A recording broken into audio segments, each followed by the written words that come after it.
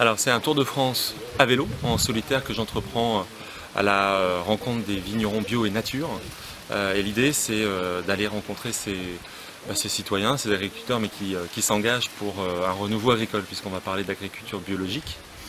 On va parler de vin bio et de vin nature, c'est pas la même chose.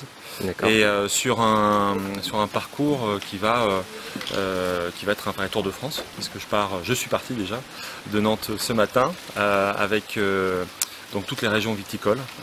Je fais la Loire, ensuite la Champagne, l'Alsace, et puis je descends vers le sud à travers la Bourgogne, le Beaujolais, les Côtes-du-Rhône. Je monterai le Ventoux pour une étape spéciale. Ensuite c'est la Corse, le Tour de la Corse. Je reviens sur le continent pour finir avec la Provence, le Languedoc-Roussillon et le Bordelais. Il faut savoir que la région de la Loire est très dynamique en termes de vin nature. Il y a beaucoup de vignerons qui s'engagent dans cette direction.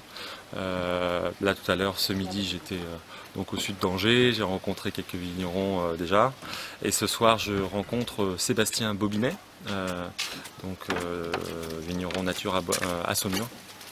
Donc c'est pour moi une étape et puis une région qui est importante. Je suis moi-même nantais, donc c'est aussi un symbole personnel.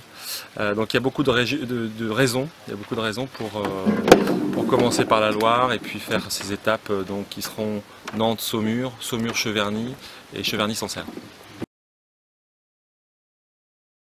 Je suis impatient de les rencontrer parce qu'ils sont engagés et puis ils font beaucoup d'efforts. C'est un vrai symbole dans l'agriculture, donc je pense que ce sera des rencontres passionnantes. Puis le vin, c'est un sujet, c'est pas un produit de la terre comme les autres, hein. Il y a toute une culture, ça fascine les Français.